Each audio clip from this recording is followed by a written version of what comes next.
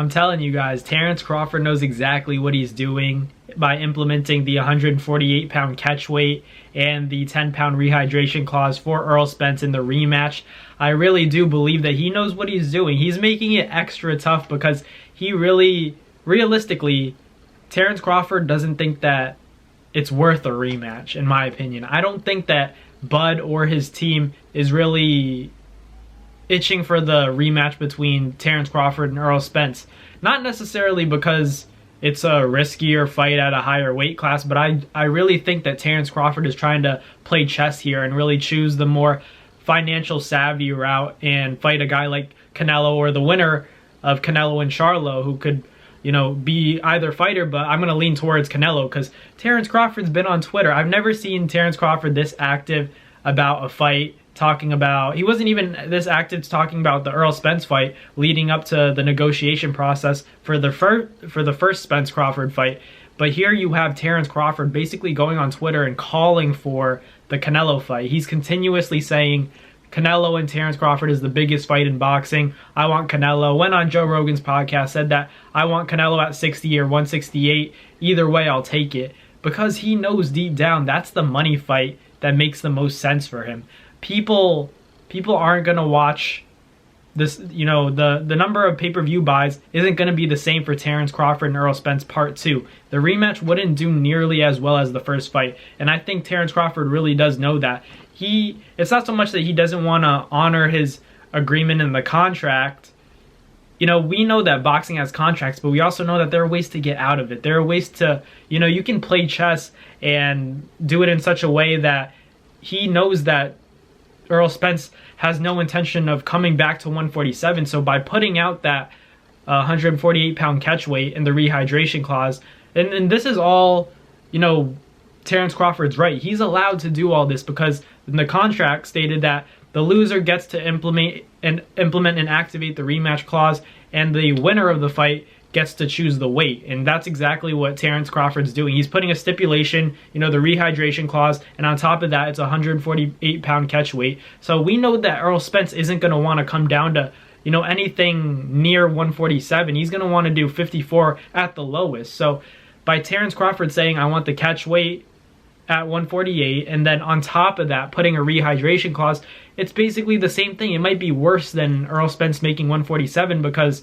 like I said before, Errol Spence, after making 147, can rehydrate up to whatever he wants, however much he wants, whatever his, you know, walk-around weight would be after dehydrating that much, maybe around 60, 65, maybe even 170 pounds. We're talking about Errol Spence as a big dude.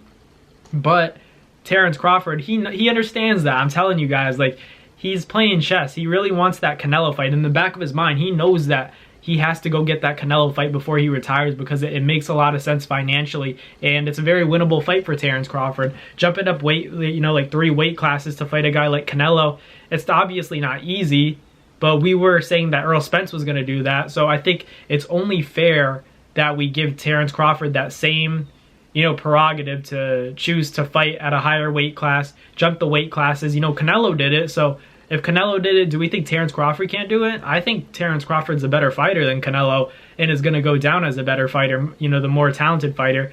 And that's the reason why I understand the aspects of honoring a contract. I understand that, but I also think it depends on the performance. You know, when it's so one-sided, when it's such a beatdown, and someone mentioned, you know, Ruiz and Joshua #1.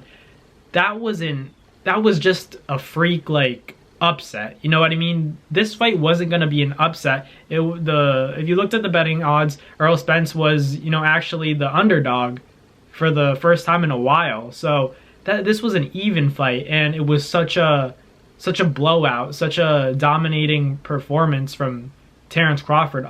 And just putting the beating that he did on Errol Spence, I don't think it warrants a rematch. You know, just from a fan and, you know, analyzing perspective, I don't think people are going to care to see that fight as much as they would care to see Terence Crawford and Canelo Alvarez, because that's a very big fight. That's like pound for pound status, who's the best fighter in the world, and it's a very risky fight for Canelo. I think that Canelo has more to lose in that fight than Terence Crawford does, because Terence Crawford, he's going up in weight, so basically he's daring to be great like Canelo has done, you know, starting around 54 and then going up to 75 is something that Canelo did. But at the same time, now Terence Crawford's in the position that Canelo once was, where he's jumping up weight classes, or at least he plans to. That's what he said he wants to do. But it's very dangerous against a guy like Canelo. I still favor Terence Crawford just because of the hand speed, the foot speed. The main thing is going to be the physical strength, where, you know, I thought that was going to be in Errol Spence's favor when Terence fought Errol, but it wasn't. So I think Terence Crawford's going to be able to hold his own against a guy like Canelo, who's not necessarily very physical. He's not pushing you around in there. He's more so walking you down, pressuring you. But I think Terence Crawford is quick enough and fast enough to hang in there with him and honestly give Canelo a lot of trouble with the hand speed, the foot speed, the angles, switching stances. I think it could be a big problem for Canelo, and I probably picked Terence over Canelo in that fight, like I've said before. But let me know in the comments what you guys think. Do you guys think Terence Crawford is purposely kind of trying to send the 148-pound catch weight and the rehydration clause, knowing that Errol Spence is going to reject it, so it could have a fallout, and then he moves on to fight the winner of Charlo and Canelo? Because I believe that's what he's doing, and I'm not mad at it, because I think that I agree with him. It's the biggest fight in boxing. Canelo Alvarez and Terence Bud Crawford. Let me know what you guys think in the comments, but like, comment, subscribe, and I'll catch you guys next time. Peace. That's going to do it for another NASFight Media video, guys. Thank you guys so much for watching. It's been your boy, Matt Nabong, with another video. Hope you guys enjoyed it all. Thank you guys for the constant support. Salute to y'all always. It's been your boy.